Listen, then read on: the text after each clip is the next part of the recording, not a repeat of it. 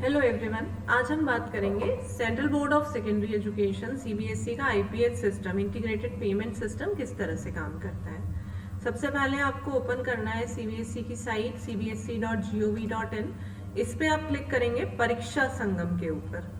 परीक्षा संगम वेबसाइट आप जैसे ही ओपन करेंगे, कंटिन्यू करेंगे, यहाँ पर कंटिन्यू करने के बाद में 3 ऑप्शन आएंगे, Ganga, Yamuna, Saraswati, schools, regional offices and head office.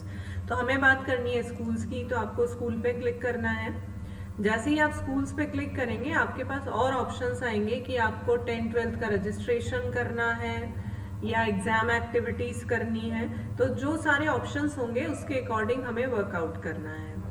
अब यहाँ पे इंटीग्रेटेड पेमेंट सिस्टम के साथ में इन्होंने सीबीएसई का हरकारा भी दिया हुआ है।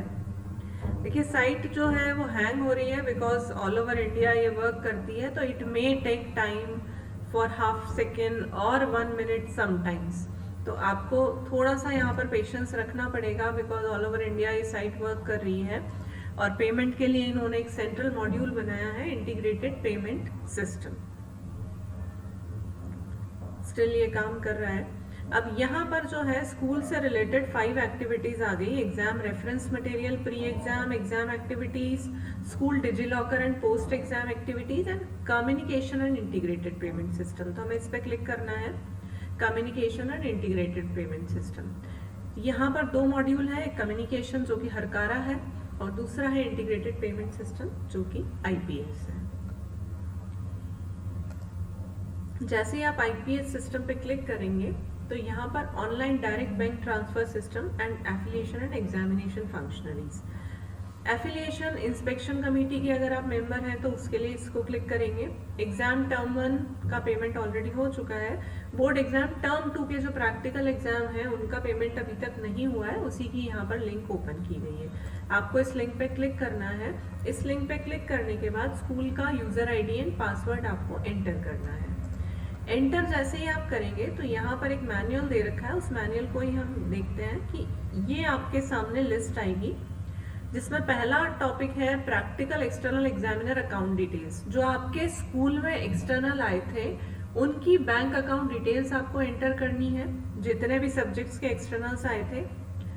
अगर कोई ऑब्जर्वर आपके स्कूल में आए थे तो उनकी अकाउंट डिटेल्स करनी है। देन एग्जाम डेट देनी है उनकी, final report and freeze report. तो 1 बाय 1 हम देखते हैं। आपने आपका स्कूल का यूजर आईडी और पासवर्ड जो एलओसी में यूज किया है वही एंटर करना है। वही एंटर करके आप लॉगिन कर लेंगे। लॉगिन करने के बाद ये स्क्रीन आपके सामने आएगी। इस स्क्रीन पे आप पहली लिंक पे क्लिक करेंगे। जब आप पहली लिंक पे क्लिक करेंगे तो इस तरह से विंडो आपके सामने होगी। मैं थोड़ा सा और इसका फोन बड़ा कर देती हूँ। Practical external examiner account details. यहाँ पर आपको क्या करना है, बैच आईडी सिलेक्ट करना है। ये बैच आईडी वो बैच आईडी है जो पिछले साल जो एक्सटर्नल आए थे, जो आपका प्रैक्टिकल एग्जाम हुआ था, और बैच आईडी सीबीएसई ने पोर्टल पे दिए थे, ये ऑटोमेटिकली आ जाएंगे। जैसे ही आप बैच आईडी सिलेक्ट करेंगे, यहाँ से सिलेक्ट करेंगे, एग्जामिनर का नाम उस समय जो था वो ऑटोमेटिकली आ जाएगा। आपको क्या एंटर करना है, अकाउंट नंबर पर्टिकुलर उस एग्जामिनर का। वापस that means you have to confirm the account number, उनका आईएफएससी कोड और उनका मोबाइल नंबर। ये करके आपको ऐड पे क्लिक करना है। जैसे ही आप ऐड पे क्लिक करेंगे ये यहाँ पर नीचे आ जाएगा, वो particular batch ID, subject code, subject का नाम, एग्जामिनर का नाम, उनका account number, IFSC code, mobile number और उनका अमाउंट। अब हमें देखना है कि अमाउंट कैसे कैलकुलेट हुआ, तो व्यू डिटेल्स पे आप क्लिक करेंगे और अगर कुछ गलत है यहाँ पे अकाउंट नंबर वगैरह तो आप एडिट कर सकते हैं। अब जैसे ही आप यहाँ पर देखेंगे ये बैचेस आ रही हैं ऑलरेडी। आपने एक बैच सेलेक्ट किया और डिटेल्स एंटर की। जैसे ही व्यू डिटेल्स पे हम गए तो ये एक्सटर्नल एग्जामिनर का नाम, बैच आईडी, सब्जेक्ट आ गया। रेम्यूनरेशन जो है वो एक अलग से इन्होंने पेज दिया हुआ है, पीडीएफ फाइल, जिसमें हम देख सकते हैं rate into number of students. तो 15 rupees for a single student and total number of student जो स्कूल में थे वो 22 थे, तो 330 ये है। रिफ्रेशमेंट एंड कन्वेंस 250 दे रहा है सीबीएसई, तो टोटल अमाउंट 580 जो है इनके बैंक अकाउंट में ट्रांसफर हो जाएगा। सिमिलरली आपको जितने एक्सटर्नल आए थे सभी को क्या करना है, ऐड करना है। After adding all the external आप ऑब्जर्वर अकाउंट डिटेल्स पे जाएंगे। ऑब्जर्वर में हमें 3 चीजें एक्स्ट्रा लेनी होगी। ऑब्जर्वर कैटेगरी जो है, यहाँ पर यूनिक टीचर आईडी जो ओएसएस में उस ऑब्जर्वर का उनके स्कूल में दे रखा होगा, उनसे लेकर आपको यहाँ पर एंटर करना पड़ेगा। ऑब्जर्वर का name, account number, confirm account number, IFSC code and mobile number, and then वैसे ही ऐड करना है। आप ऐड करेंगे ये आ जाएगा, इसको आप एडिट और डिलीट कर सकते हैं। अब हम आगे अगर बढ़ते हैं यहाँ पे, तो एग्जाम डेट्स की एक लिस्ट आ जाएगी, जो भी प्रेफरेबल एग्जाम डेट्स थी वहां पर वो एग्जाम डेट्स आपको सिलेक्ट करने हैं कि ये जो ऑब्जर्वर है ये कौन कौन सी पर्टिकुलर एग्जाम डेट्स में आपके यहाँ पर आए थे। तो अब यहाँ पर देखेंगे total exam dates, view details पे क्लिक किया, पर ये ध्यान हमें रखना है कि ये जो डेट्स हैं ये बाहर की नहीं होनी चाहिए।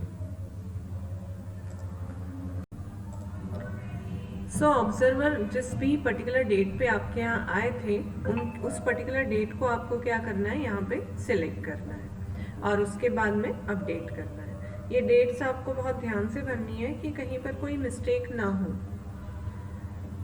उसके बाद में जब सारा डेटा एंट्री हो जाएगा तब आपको पेमेंट फ्रीज करना है, और फ्रीज रिपोर्ट में टाइप सिलेक्ट होगा, extend, examiner payment, school payment या ऑब्जर्वर का पेमेंट है ये। तो एक एक आपको सिलेक्ट करना है। जैसे एक्सटर्नल के सारे हो गए तो फिर उसको फ्रीज कर देंगे सारा डेटा हम चेक करने के बाद में।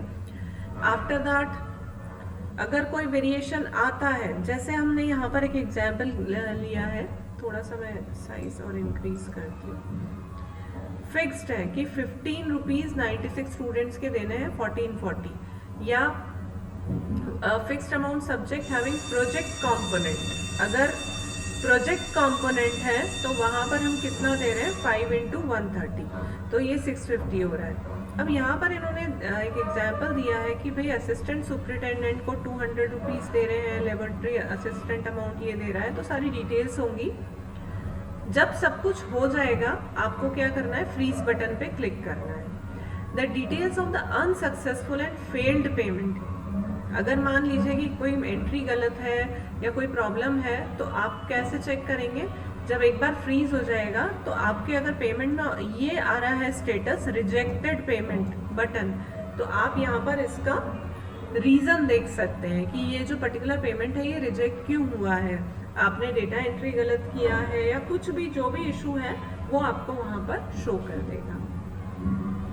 ऑब्जर्वर के लिए नंबर ऑफ डेज आप एंटर कर सकते हैं। यहाँ पर एक और हमें पेज दिया हुआ है सीबीएसई आईटी ने, जिसमें डिटेल दी हुई है कि कौन से सब्जेक्ट में कौन सी ड्यूटी के लिए आप स्टाफ को पेमेंट कर सकते हैं। Then rates of remuneration for supporting staff, जैसे assistant superintendent, laboratory assistant, laboratory bearer, सफाई कर्मचारी 200 पर डे है।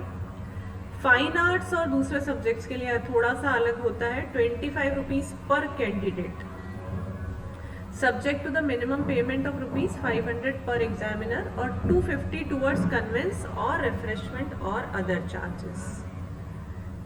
सब्जेक्ट्स जिनका प्रैक्टिकल कंपोनेंट है 15 रुपीज पर कैंडिडेट, और अगर सिर्फ प्रोजेक्ट होता है तो 5 रुपीज पर कैंडिडेट। ऑब्जर्वर के लिए 500 रुपीज फिक्स्ड है पर डे और 250 कन्वेंस है। So this is the basic thing that is given by the CBSE.